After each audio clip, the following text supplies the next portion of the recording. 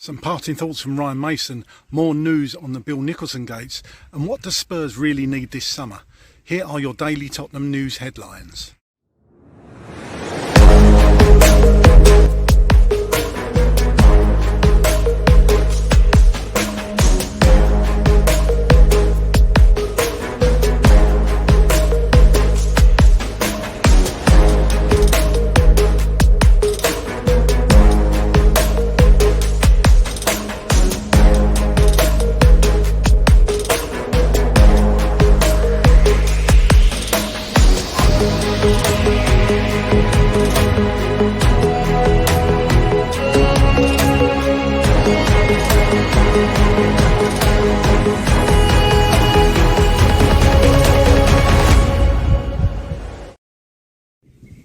Hello, my name's Craig and here are your daily Tottenham news headlines.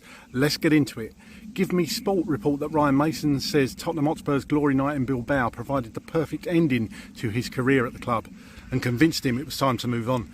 West Brom's new head coach said when the club's 17-year wait for a trophy ended with victory over Manchester United in the Europa League, that he knew it was time to strike out on his own.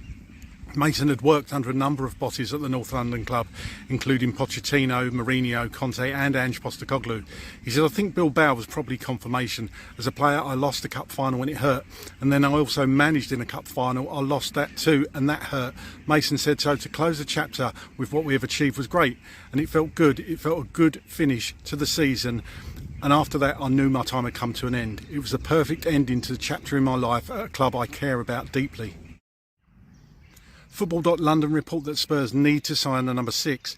Because of how important that position is and has become, and the requirements needed to perform well in the role, there are minimal options for Tottenham. Regarding a possible replacement for Bissouma should he leave, Christian Norgard would have been perfect despite being 31, but he's off to Arsenal.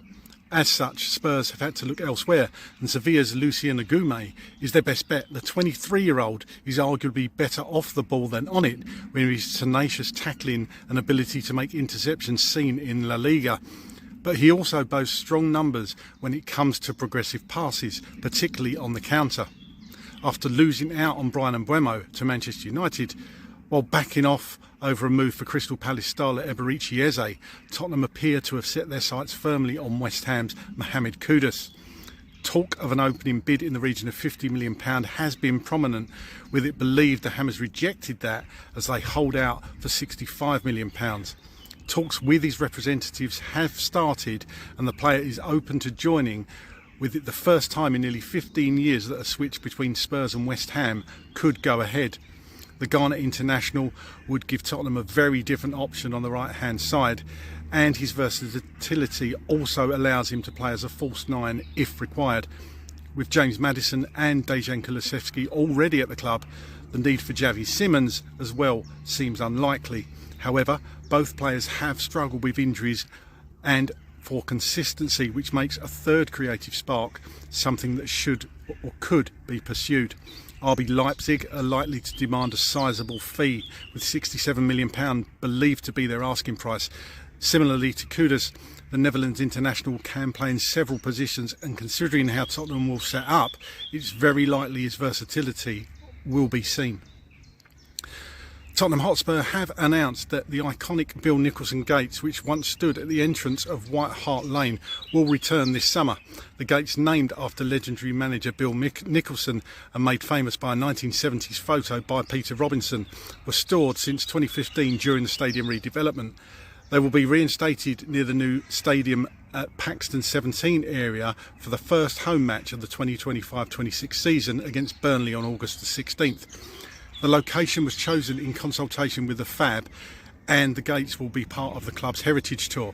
Chairman Daniel Levy emphasised the cultural importance of the gates and the careful planning behind their return. Peter Robinson's iconic photo that named the gates is on display at OOF Gallery until August 31st.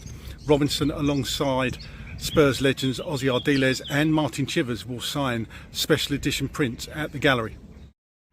And finally, some heartbreaking news coming out of Spain today. Diogo Jota, aged 28, and his brother Andre Silva, 26, have tragically passed away following a road accident in northwestern Spain.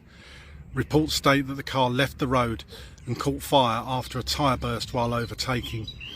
Jota was only very recently married, and he was also the proud father of 3 young children. This is an unimaginable loss for his family, friends and everyone who admired him both on and off the pitch. Everyone here at the channel and from the Spurs Chat podcast sends our love and thoughts at this horrific time to Diogo's family and friends.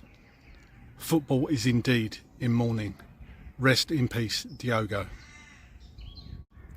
Okay, so here's my thoughts on those stories today. Firstly, hearing from Ryan Mason. So pleased for Ryan Mason. You know, he did get a bit of stick, but to see a lad that has come through the club, has had obviously the injury problems, career cut short because of that horrific head injury he got, just to see him part of that squad essentially, and the backroom staff that Ange Postecoglou had, and for him to win a trophy in his final outing, if you like, for Tottenham Hotspur.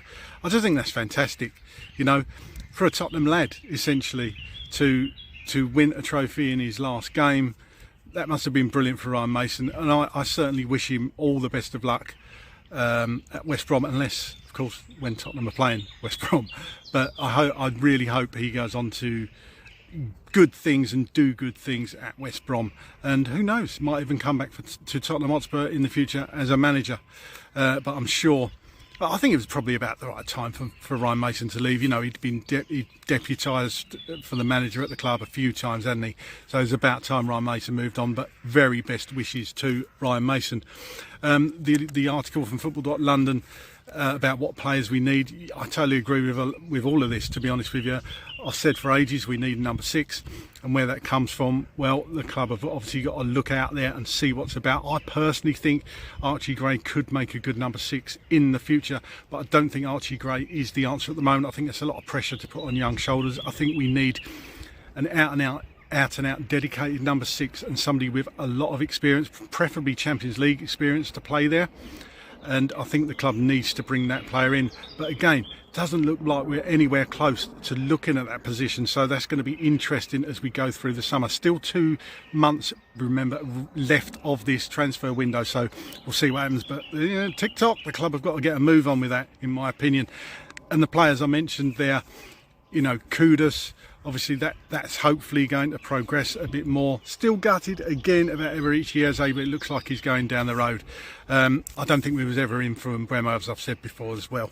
The Bill Nicholson gates, absolutely brilliant that these are finally going to be back and put up. I'm not sure how it's going to look or where exactly they're going to go. Obviously the Paxton Road, sort of the end of the stadium, a really good place to have your photo taken for a bit of nostalgia there, and I'm sure a lot of the fan base are finally going to be pleased that these gates are going to be installed, and it's probably a good place for them, to be honest, as well.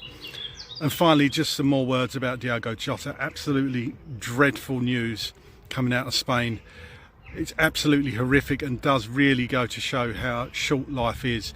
It really upsetting news, you know, a player or person that young, and for his brother to be in the car and lose his life, it's just absolutely so tragic. So as I've said, much respect and love and thoughts go to Diogo Jota's family, and especially his wife and kids, and because this is going to be a very difficult time for them.